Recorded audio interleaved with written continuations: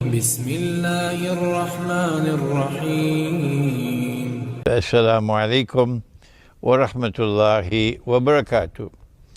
And it's a small gathering, but it's a very important subject. And in a small gathering, we get a chance to have more interaction with the gathering.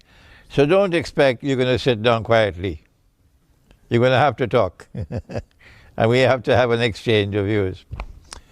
Let me begin by defining our topic. Modi, Hindu India, and Akhir Zaman, or the end time. This is our topic, and it is by no means an easy topic. It's a very challenging topic, and a very interesting topic. And tonight I invite you to think. I hold the view that the relationship between Islam and Hinduism and Muslims and Hindus in India and around India is a subject which should be handled by other scholars and not by me. I am devoting my time far more to the relationship between Muslims and Christians. When we come to the subject of Hinduism and the end time, let me begin by warning that this is not a lecture in which we're going to be bashing Hinduism and bashing Hindus and saying what bad people they are. Not at all. That is not the way of our Prophet, Allah's blessing be upon him. And that is not our way. Indeed, there are Hindus, and some of them write to me. I get their emails. Sheikh, we believe in one God. That's right. There are Hindus who believe in one God because the Vedas speak of one God. And there are also Hindus who stand up with integrity, with character, to live lives of virtue and good ethics and morality. I grew up with such Hindus in Trinidad. But for the Hindu religion, we must make the same comment that we make about Judaism, about Buddhism, about Christianity, about Islam, that religion is based on truth. And truth in religion does not change every time Britain changes a prime minister.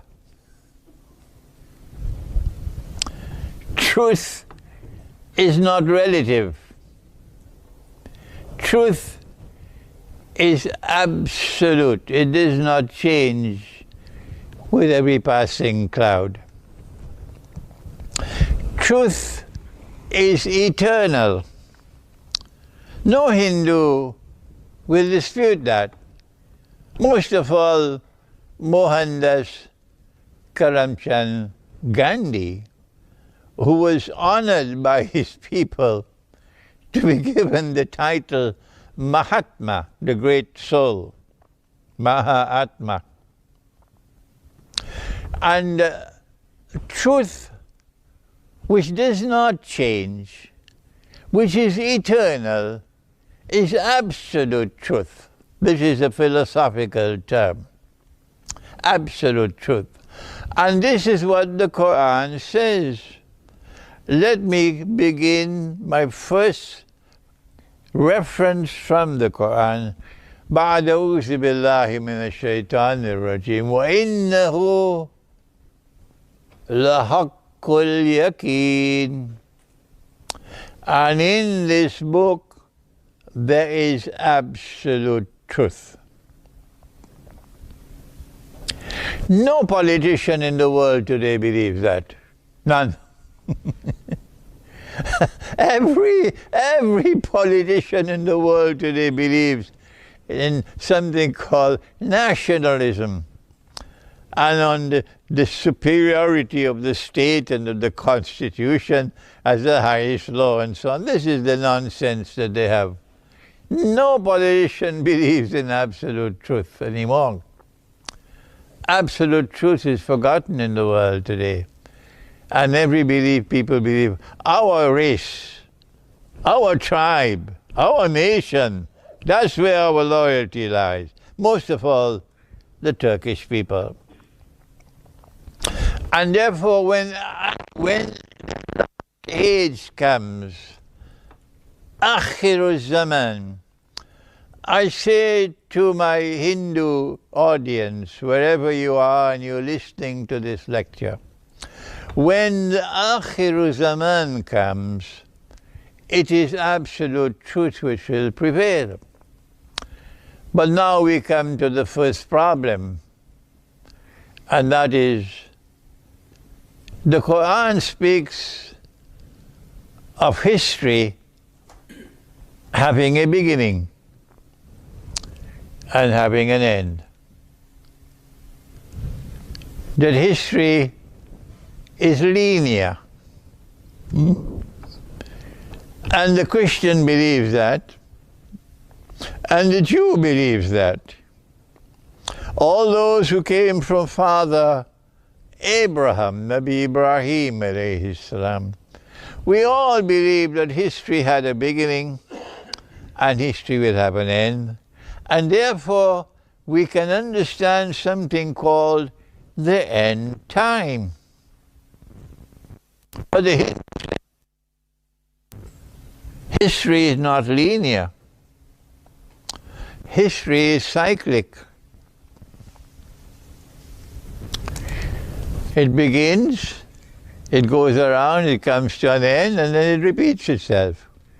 And it keeps on repeating itself endlessly, eternally.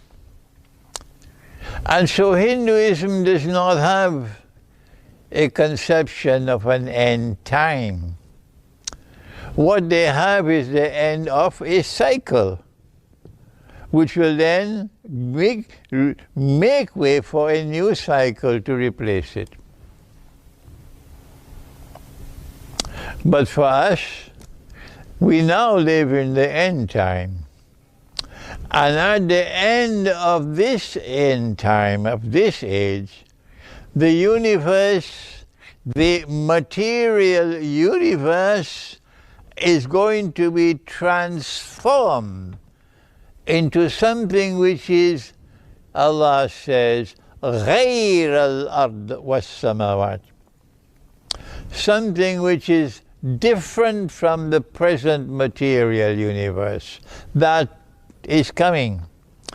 And our conception of the end time is that after that transformation of the universe, there will be something called resurrection.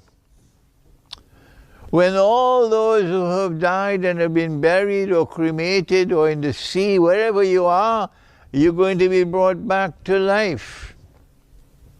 And then there is something called the Day of Judgment, when all of us are going to be judged.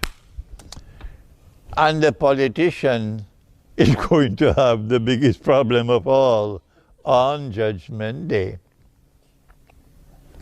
And then after that there is Jannah and Jahannam. This is our view, but the Hindu view is different. And it is not for me in this lecture to explain what is the Hindu view. So we are lecturing tonight on the basis of our view, not theirs, of the end time. And we say that the end time is one in which absolute truth will prevail. Any religion which has truth in it, regardless of how much truth there is, that truth will survive. And because that truth will survive, there will be those amongst the Hindus who can survive in the end time, on the condition that they hold on to whatever is left on truth in Hinduism. And these are the ones who are writing to me and saying to me, Sheikh, we believe that there is one God, and we are Hindus, and we stand up against oppression, because absolute truth has zero tolerance for oppression. Having said that, we now ask the question, who identifies oppression? Do you ask the oppressor, or do you ask the oppressed? Huh? My question is directed to the Foreign Minister of India, who is defending his country. When the Rahbar, the supreme leader of Iran, I think maybe 1 week ago, the supreme leader of Iran, Sayyid Ali Khamenei, who is like Vladimir Putin, a man you don't play around with. The two best leaders we have in the whole world today, one is Christian, Vladimir Putin, and one is Muslim, Ali Khamenei of Iran. I am not Shia, but when I recognize that someone is standing up for truth, I must mention it. And this is what Ali Khamenei said. He condemned all those who were oppressing their people. And he mentioned Israel at the top of the list. And because he mentioned India, it stung the foreign minister. And he, who belongs to the administration, the government, and therefore the oppressor, he was denying that there is oppression. But who defines oppression? Who recognizes oppression? Is it the oppressor or the oppressed? We say that there is oppression in India, in Hindu India, but we don't blame all Hindus for that, but we most certainly say of the government of India today, and it doesn't matter to us who are those who differ with us and who want to part with us. As one Hindu scholar in Trinidad decided, I parted from him. He didn't part from me, I parted from him. He might listen to this lecture. When he continued to support Modi, when I was saying Modi is an oppressor, a warmongering government. Ali Khamenei is correct. Because if you ask the Muslims of India, what do they say on the subject? Their cry is universal. 99% of the Muslims of India say the same thing, that we are oppressed. So the government of India can continue to sing whatever song they want to sing. It does not impress us. We ask them, not only do the Muslims of India now, under this present government, consider themselves to be oppressed, but more than that, most of all the Muslims of Kashmir.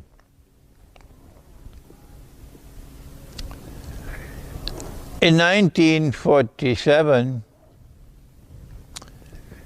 when India and Pakistan were born, and fighting broke out in Kashmir, And this is not the occasion for us to go into the history of that fighting. The government of India decided to take the matter up with the Security Council of the United Nations.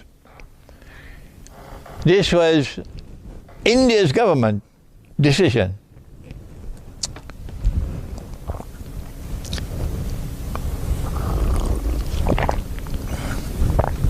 The Security Council of the United Nations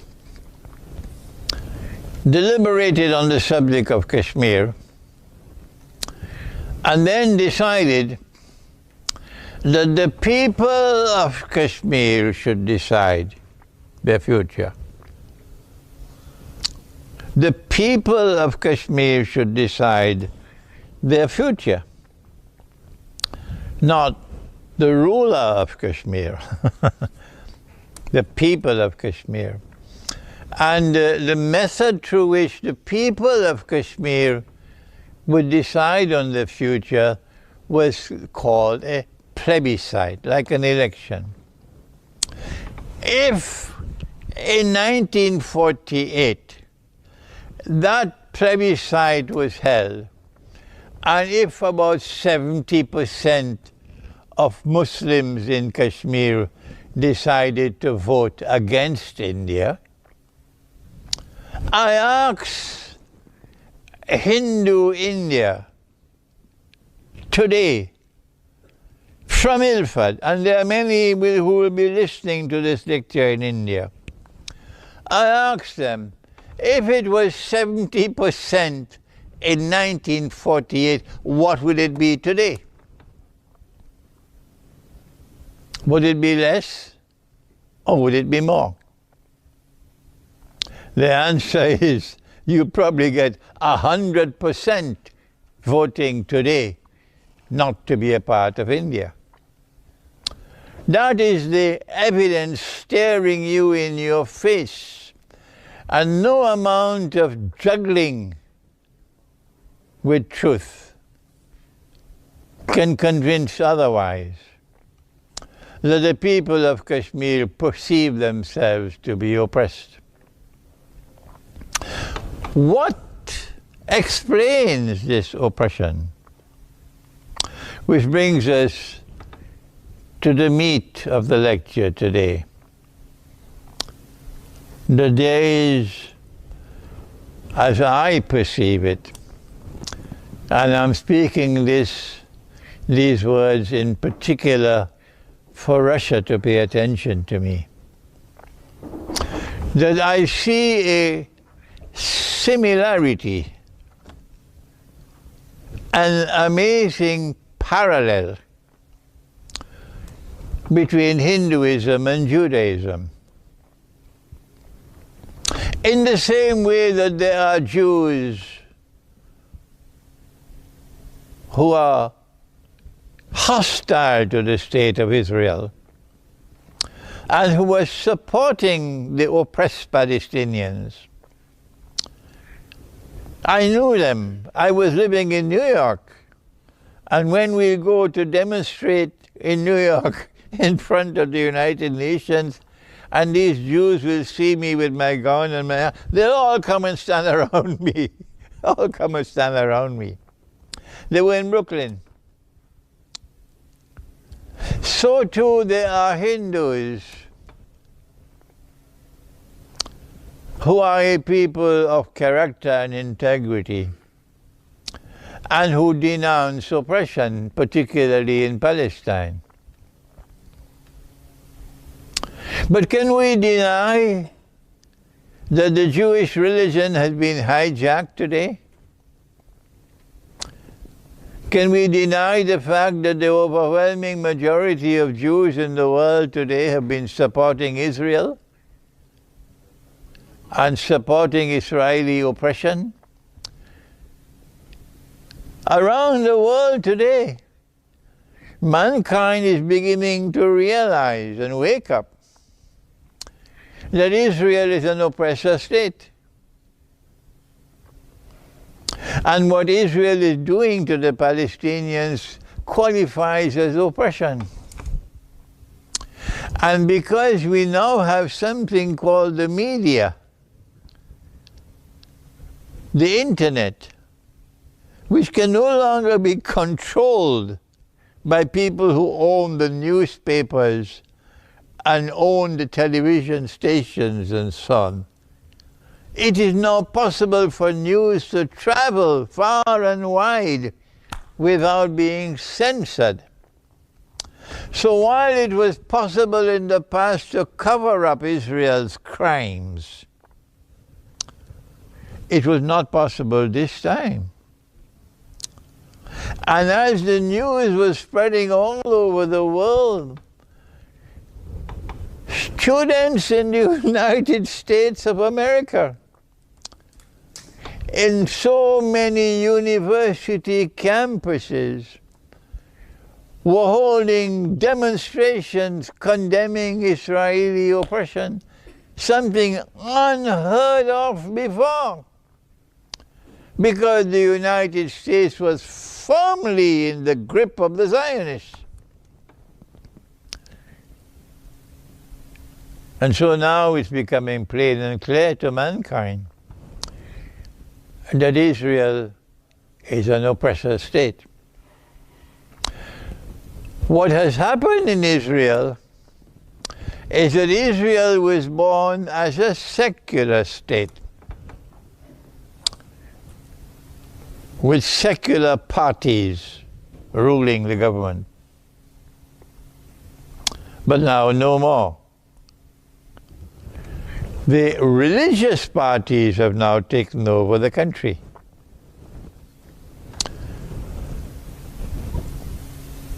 And it is the religious parties who are taking Israel further and further down the road of oppression. But Judaism, the religion, condemns oppression. The Jewish people who are faithful to truth in Judaism would not be oppressors. So the transformation of Israel from a secular society with a secular political system and a secular government with secular political parties to a state today which is led by religious parties has resulted in an escalation of oppression and a betrayal of whatever remains of truth in Judaism. And now, tonight from Ilford, I want to warn Hindu India that the same road on which Judaism has walked in the end time to reach where it is today, perceived by mankind as oppressor, that's the same road on which Modi is taking India. And so if you are a supporter of the Indian government, it's time for you to open your eyes and wake up, because tomorrow it'll be too late. Tomorrow they will do the same thing on the campuses of universities around the world to India, what they're doing today to Israel. What has happened in India was that Gandhi failed. Gandhi did not succeed.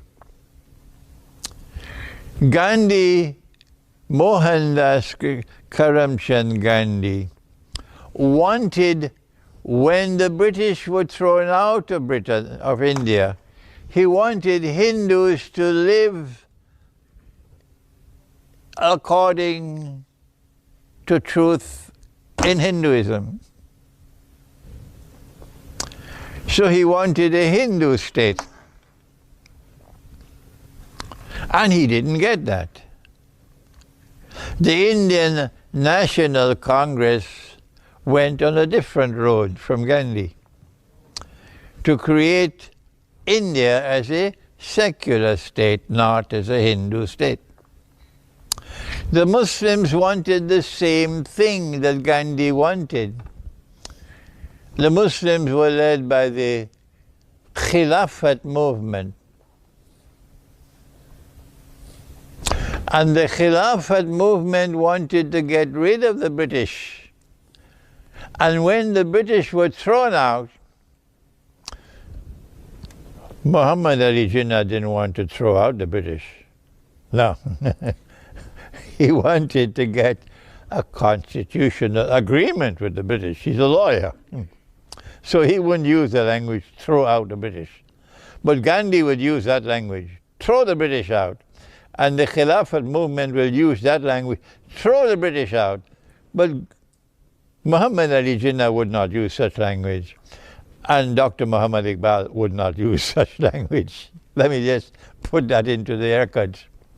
So the Khilafat movement wanted to throw the British out.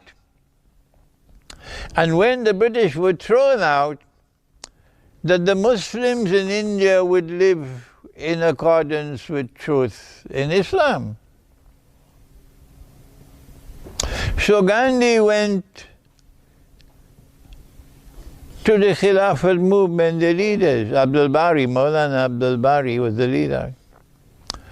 And he said to them, what you want is what we want. We both want the same thing. So let us join forces. This is what Gandhi said. If I am wrong, kindly correct me. And when we throw the British out, the Hindus will live in accordance with truth in Hinduism, and the Muslims will live in accordance with truth in Islam. And then you'll have to work for a political framework for that. And the Khilafat movement responded and said, yes, we want an alliance with you. And Gandhi said, my condition is only one condition, you must stop killing the cow. And the Khilafat movement said, deal, we stop killing the cow. We respect your belief. You have reverence for the cow, and some of you even worship the cow, so we stop killing the cow. And so the alliance was born. But that alliance posed the gravest threat that Britain as an imperial power ever experienced in the 300 years that Britain remained an imperial power. The gravest threat of all that Britain ever experienced was the alliance of Hindus and Muslims led by Gandhi and the Khilafat movement. And they went to work to sabotage it.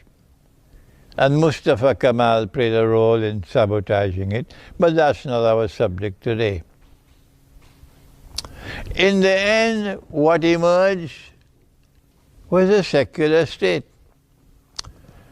That India was born as a secular state, and the Indian National Congress was a secular party. And Pakistan was born as a secular state, although there are those with pagri and dari who would say otherwise. But Pakistan was most certainly born as a secular state. And the constitution of Pakistan and everything pertaining to the politics of Pakistan was secular. And what has happened to India is the same thing that happened to Israel. That while you had the long years of Jawaharlal Nehru leading India, I don't think he was Hindu. No, I can't find any Hinduism in Jawaharlal Nehru, either in his political life or in his personal life. Not the Hindus with whom I grew up in Trinidad, men of character and integrity. I didn't see that in Jawaharlal Nehru. Anyhow, India had a secular government for all these years until the same thing happened to India as happened to Israel. That religious parties some of whom were implicated in the assassination of Mohandas Gandhi. They didn't like what he was doing in his prayer sessions. Gandhi would begin a prayer session with people reciting from the Qur'an, like Vladimir Putin today kisses the Qur'an. When you are as a head of state, when you kiss the Qur'an today, tomorrow all of Russia will kiss the Qur'an. And therefore you are showing respect for the Qur'an, even if you don't believe in it as yet. You are respecting the book. And they didn't want that. But Gandhi wanted that. Gandhi would begin his prayer sessions with people reciting from all the scriptures, including the Qur'an. One of the reasons why he was assassinated was because there is that part of the Hindu world which was not prepared to show respect for the Qur'an, as there is that part of the Jewish world today which has become the greatest enemies of all of Muslims. So then what is the end time going to be looking like? So long as these Hindus continue to control power in India. I'm hoping that this lecture will provoke you to think and that you'll offer your comments. Because when you offer your comments, there are going to be people all around the world who are going to be hearing you eventually. The prognosis which I have to offer is that while India's foreign policy today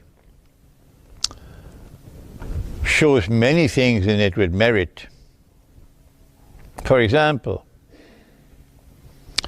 the monetary system that controls the world of money, in which the International Monetary Fund is at the heart, and the US dollar is His Majesty the King, is an oppressor, oppressing mankind. And when China led the way, supported by Russia, to resist this monetary oppression and to create something called BRICS as an alternative to the monetary system, India joined. India joined them. And so too did South Africa, and so too did Brazil. India did the right thing in supporting BRICS. Today BRICS has, I believe, 130 countries?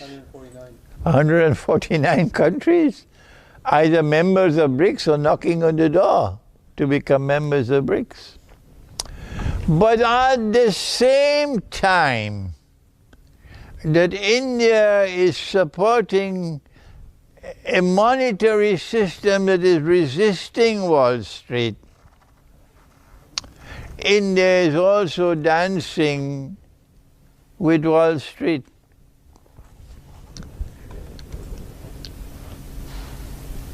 When those who control the monetary system decided the time had come for us to move away from paper money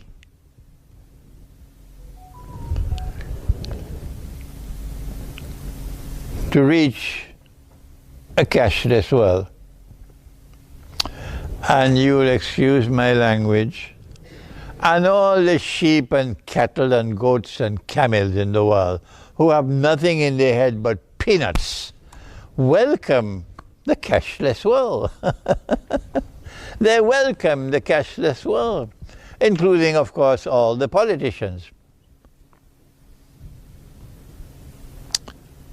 But the cashless world is precisely what they want, the enemy. Because once money becomes digital, electronic, you no longer have any independence. You can't take your money home. You can't do what he did in Surah Al-Kahf. He dug a hole and he buried it. You can't bury electronic money. When the Prophet Samuel appointed Saul or Talut as king, this is in Surah Al-Baqarah of the Qur'an, the Israelite people protested. How can you appoint him as the king? He doesn't even have 1 kilogram of money. He doesn't have even 1 kilogram of money. The Qur'an, of course, doesn't use the term kilogram. They use the other term used at that time, a sa. But can you weigh electronic money, you dum-dum? Can you weigh electronic money? Well, money in the Qur'an has weight. Money in the Qur'an has weight. No politician believes that, of course. And yet you go voting for them. India danced to Wall Street and demonetized the Indian 500 rupee note and 1,000 rupee note. Was it 500 and 1,000? Huh? 500 and 1,000. And caused a lot of trouble for the poor. The poor. Many people lost their wealth because they were saving their money underneath a pillow, and they were not in a position now to provide evidence. Where did I get this money from? So they're afraid if I go with this money to try to get it changed now to electronic money, I might be arrested. And so they choose to lose their money rather than court arrest. And so Modi gave a display of ethics in the world of monetary economics that can best be described as opportunism, the politics of expediency and of opportunism. These are harsh words, and there are many in India who are going to be annoyed with me. But the same politics of expediency and opportunism, which is there in India's policy, foreign policy, that was displayed in the world of monetary economics, same thing in politics.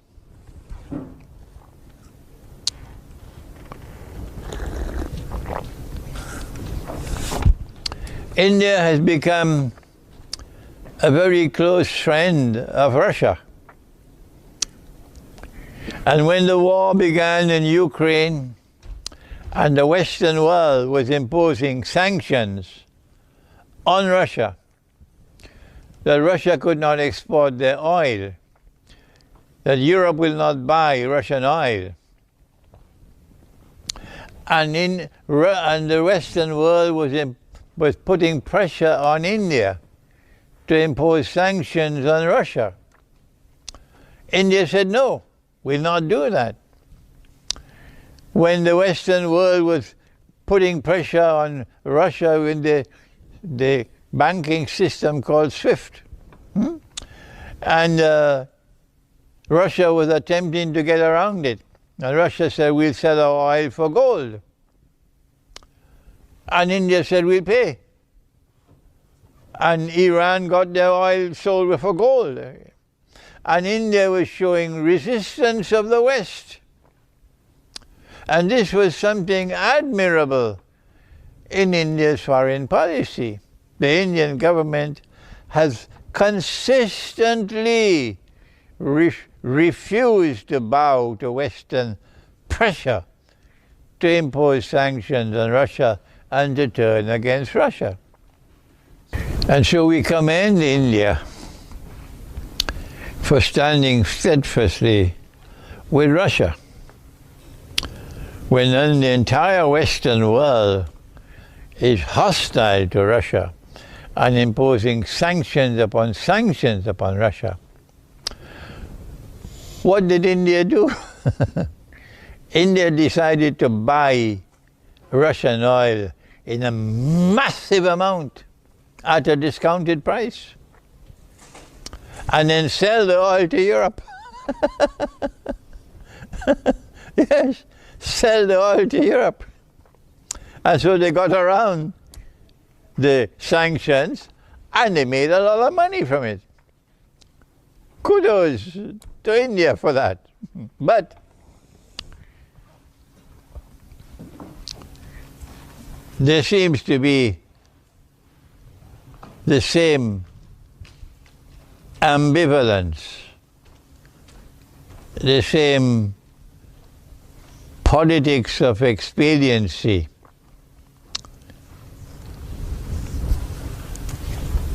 in India's relationship with Russia as there is in India's relationship with BRICS, that you're playing both sides. You're playing both sides. And that is, you can see what happened just recently, that Narendra Modi, when he was re-elected as Prime Minister, the first place he went to visit was Russia. And the Western world cried out loud. So then what did he do? He went to visit Ukraine. It's called a balancing act. Can you expect that kind of conduct from Iran? No. Iran had a leader like no other leader in the whole world, who pointed his finger at Washington and he said to Washington to your face, "You are Shaitanul Kabir," the great Satan. Can you imagine a Pakistani Prime Minister doing that? A Bangladeshi Prime Minister? Or a Malaysian Prime Minister? Or an Indonesian President? Or an Algerian President? Or an Egyptian? They'll never do that. But that's what Ayatollah Khomeini did, rahimahullah. He pointed his finger at Washington and he said, "You are Shaitanul Kabir." And in the end time, if you do not recognize modern Western civilization as the greatest oppressor of all times, you are on the wrong side of history. But what India is doing under this government is playing both sides. I don't talk about Pakistan because the Yankee puppy dogs who control Pakistan and the armed forces, they're a waste of time. So Pakistan has no role to play in history until Pakistan wins her freedom. And we pray for that day to come when Pakistan will be free for the first time since Pakistan was born. But India is playing both sides. And in Akhiru Zaman, it is absolute truth which will prevail. And absolute truth does not allow you to play both sides. India is hedging herself, keeping on good terms with the Western world and keeping on good terms with Russia. I want to end the lecture having spoken about economics and having spoken about politics, to now speak about society, the social order, and about the moral and spiritual life. I come from the island of Trinidad, and we are an exceptional island in that the original people who lived in that island today have almost disappeared. In Singapore, they still have not disappeared. They're probably about 15% of the population now, the original people, the Malay people. But in Trinidad, they've almost disappeared. And the African slaves who were brought by the British, and the Indian immigrant laborers who were brought by the British, and the Chinese who came as businessmen, and the Arabs, mostly Christian, who came as businessmen. These are the people who control the country now. So we have a substantial proportion of the population that is Christian. But they are Christianity of the Western world, not the Orthodox world. We have a significant number of Hindus, and we have a small minority of Muslims. And when the country became independent, so-called independence, the religions had no role to play in that process and in the constitution being established. No role at all. And Trinidad and Tobago came into being as a secular state in which religion is not allowed any role to play in the state and the society, institutional role. After 60 years, the society is collapsing, and there's rampant crime, kidnapping, killing, raping, as though everywhere you turn there are criminals around the corner. Our Prophet warned about this time. He said, I see herds falling on your rooftops like rain. They ask, O Messenger of Allah, what is harj? He said, killing and slaughter, to such an extent that the one who is killed would not know why he was killed, and the one who is killing would not know why he was killing. They're only paying him and he goes and he kills. So we now live in a collapsing society in Trinidad. And I, as an Islamic scholar, I have warned, I said, we can't change that. That ship is sinking. And we can't help you. What we can do is those of us who want to live the religious way of life, we will separate ourselves from your society, as they did in Surah Al-Kahf of the Qur'an. And we will build small, God-fearing communities in the remote countryside. And in these small communities, we try to survive with our faith intact. And my warning for India is that you are going to suffer the same fate. I grew up with Hindus who were men and women of integrity and character. Tomorrow in Hinduism, in Hindu India, everyone will be a crook. And the pious Hindu, the Hindu who has faith in his heart, would ask himself, what has happened to my country? Because you have lost the truth in religion. And the religion that you now have is an oppressor. And there can be no oppression in truth. So Hinduism is likely to suffer. Hindu India is likely to suffer the same fate as Jewish Israel, that you are going to become a society of people who lose all capacity of living lives of character and integrity, living lives of fidelity to truth, and living lives which abstain from oppression. This is all I have to say, and this is no more than an introductory lecture. I wish I don't have to do more on this subject.